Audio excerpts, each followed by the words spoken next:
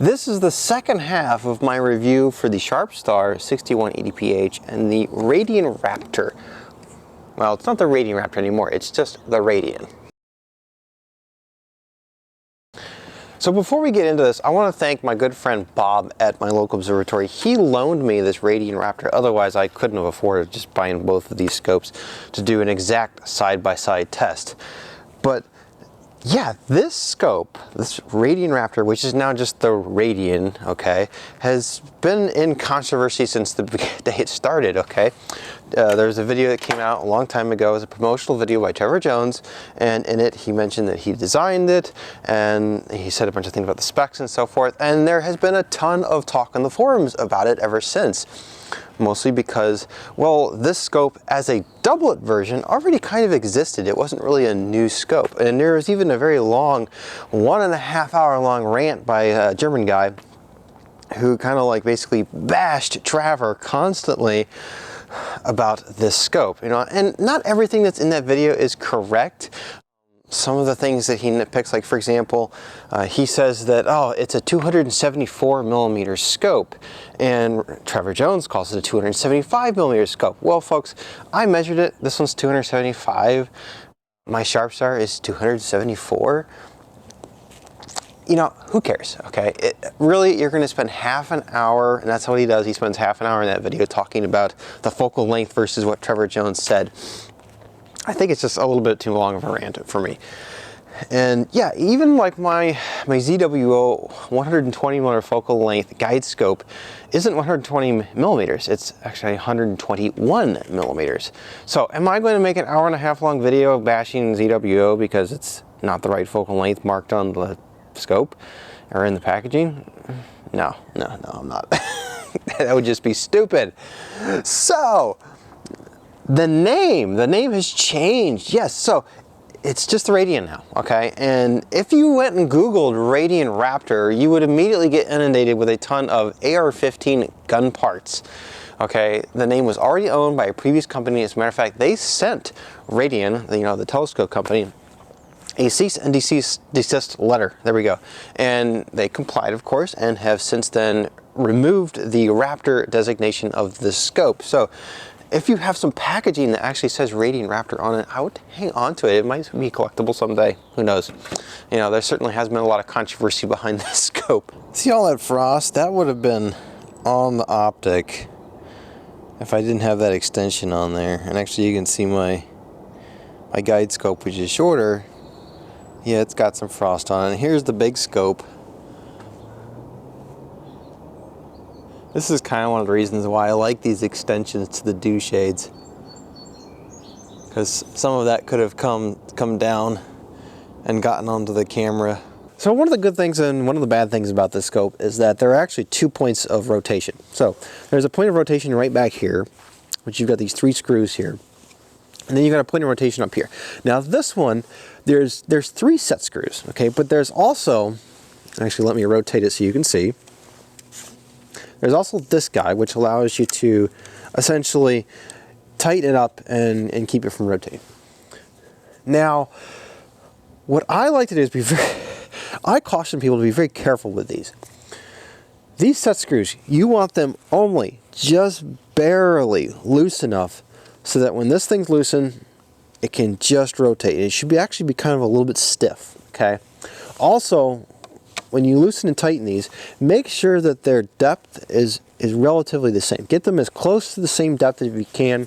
If you have calipers, go ahead and measure the height of them, because you want all of them to be the same. Because if one of them's in deep and another one's in really shallow, what this can do is actually like torque, if you will, the focuser. And because we've got 2 of these spots, you know, we've got a section up here and a section down here that rotates. You know, there's 2 different places where you can get your system basically crooked. And with larger sensors, that'll be an issue. And I'm using 4/3 sensors, which they're kind of larger sensors. So I do worry about it a little bit. If you're using like a 1-inch sensor, it's not as big a deal. But yeah, basically get these guys just loose enough that you can just move it. And it should be very kind of stiff. And then use that one to tighten him down and actually keep it from moving. All right, so we're out here actually, like, this is taking flats basically with the Sharpstar and my 1600. So this is a 4/3 sensor. Okay, not a huge sensor, but still not a small sensor either. This right here is a flat off of it, and I don't know if you can see it very well on my screen here, but if you look at the left-hand corner, this side is actually darker than kind of the rest of it. And what that is that's the image circle that's cast by the main objective lens down here isn't exactly pointed straight at the sensor, okay? And that could be because maybe there's some sag in the equipment, or maybe something's a little cockeyed off. But that's kind of one of the reasons why I emphasized to you a second ago about making sure that these screws are about the same depth and so forth. Now, this right here is not terrible. Actually, this is like something we really wouldn't worry about. And if I look at my histogram here, if we look at the histogram here, you can see that like the slope of the curve is very, very narrow, which is good, okay? Now, if we had a bigger sensor, something like an APS-C sensor, or maybe even a 35mm sensor, which would be way too big for this scope, this is going to start getting wider, and that would start to become an issue. And basically what that's going to mean is, well, like I said earlier, you're going to have longer integration times. With these like fast scopes, this is kind of something you have to worry a little bit about, but as long as you stick to like a smaller sensor, like anything micro 4/3 or smaller, like a 1-inch sensor, it's going to be very easy to use a scope like this. You won't really need to worry about tuning your optics or anything like that. And that's just kind of one of the benefits of something that's small like this, because it's just an easy scope to start with. The test, let's get into how I did the comparison test optically between these two scopes. So this is basically the setup minus the cameras, okay, that I've been doing my tests to compare the optics between the two of these.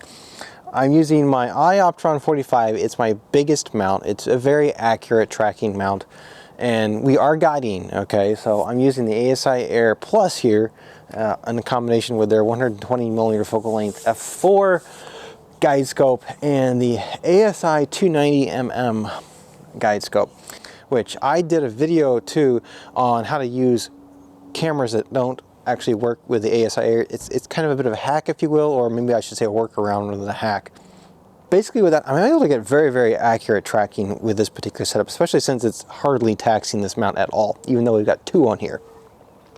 Now, for the adapters, I actually kind of had to order another adapter, and the one that I got had some little tiny refinements that I had to make in my machine shop to get it to work and actually have the exact same back focus as the other one that I had already purchased from the same vendor. Chinese manufacturers don't get things very consistent, ironically.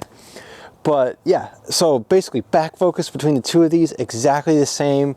We were able to track on the same target, exactly the same rate, and we're actually guiding and doing everything at exactly the same time.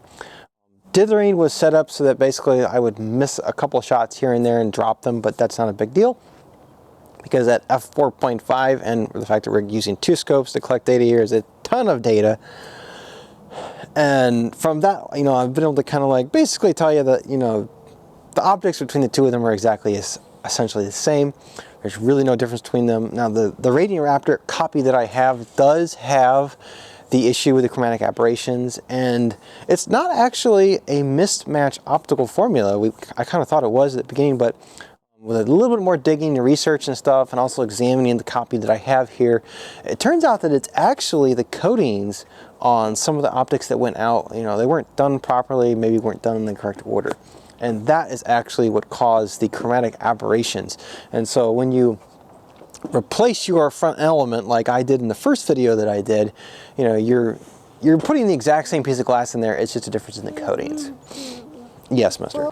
The beauty of this setup, okay, is that we were able to shoot the exact same target through the exact same scene conditions. So everything in here that can be kept possibly the same is kept the same, okay? I'm using two Olympus cameras with a 20 megapixel IMX 270 sensors. Okay, they're both the exact same sensor. They are different models, although it's a very slight difference between the two of them. Really, the only difference between them is how they handle thermal heat. And with temperatures being as low as they are, there was no difference in this test. They were both very low on their temperature range. Now, I did use a Bahtinov mask, of course, to focus with both of them. I used the same Bahtinov mask on each scope, so no variations there.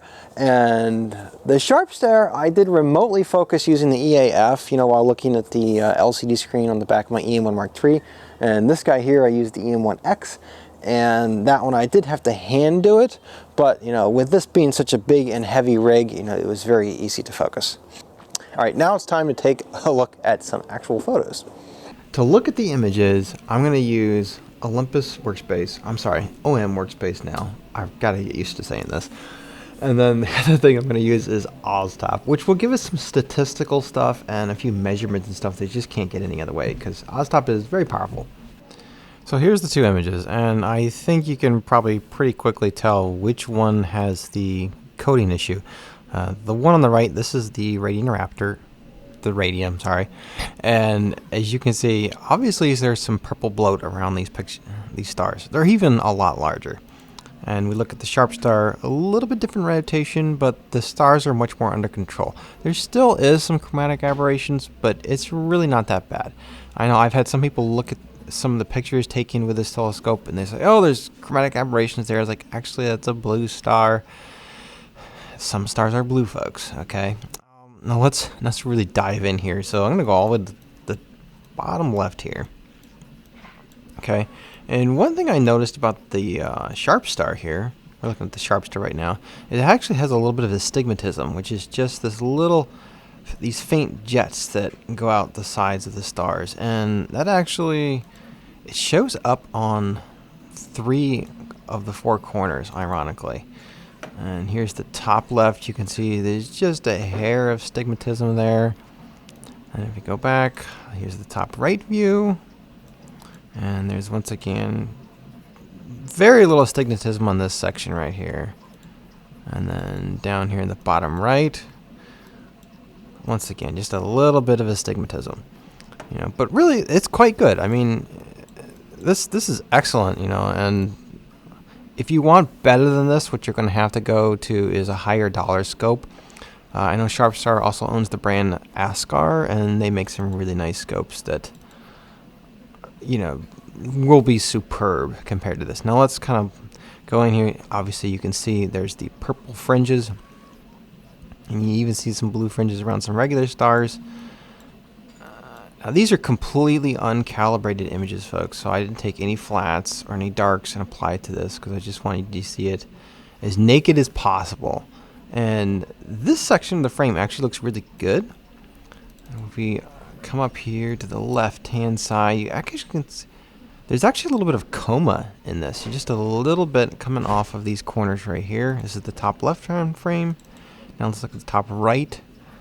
And just a hair of coma on that. And then in the bottom right, absolutely no coma or astigmatism on this corner.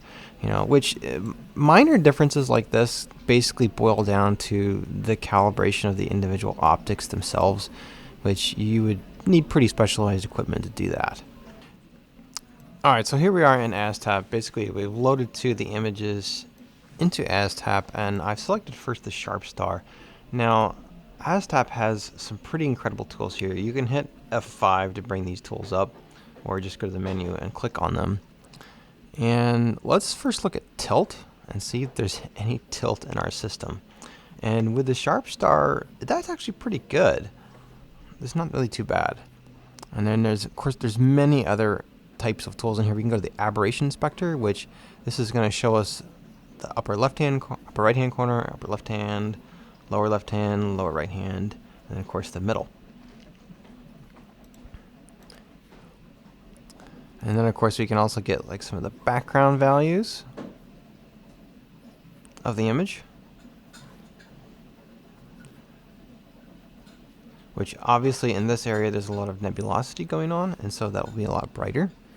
You can see over here I've actually got a speck of dust on the focal reducer. I need to clean that off. But we can also kind of measure the HFD, which is the half width fold with maximum, okay? And I'm not really seeing any major issues here. You know, if these kind of numbers interest you, well, here they are. Now let's close out of that and let's switch over to the Radian Raptor real quick. And we'll bring up those same tools. And let's check out the tilt inspector first. And okay, yeah, there's definitely some sort of issue here. stars are overall larger, okay? Which is not surprising because this one has the coating issue. And then, as you can see, there's almost a 0.9 difference between the upper right-hand corner and the lower left. So obviously there could be some work done to this if you had a bigger sensor. Now, if you looked at the pictures, you know, this is really not too bad. Like I said, once you have a bigger sensor, you've really got to be finicky and just obsessive about this stuff. So let's look at the half-width full HFD values, and this is unsurprising that to the left, okay, the numbers are a little bit smaller than they are on the right, you know, which is because, you know, obviously we've got some sort of calibration issue, which, although again, is not really that bad. And of course, there's many other tools in here that you can play around with. Add roundness vectors, and you can see the roundest stars are over here to the right, whereas the least round are over here to the left, or maybe it's vice versa. I'll have to go look at the book. One other little test I wanted to do was just to basically simulate how these things would handle focus shift if temperatures swung drastically, because they're not carbon fiber tubes and they're fairly fast scopes. You know, f4.5 is quite quick, and you know, you're right on the razor edge of basically being in focus or out of focus. Now, the way I simulated this was I basically went out and I used a Bahtinov mask and I focused them at ambient temperature. The equipment had already cooled off. And then I turned on the dew heaters and I set them pretty high actually, and I got them nice and warm, and then I came back and I checked focus again to see if they'd shifted. And I was actually really surprised at how little shift there was. So kudos to Sharpstar for designing both of these scopes such that thermally they're pretty solid.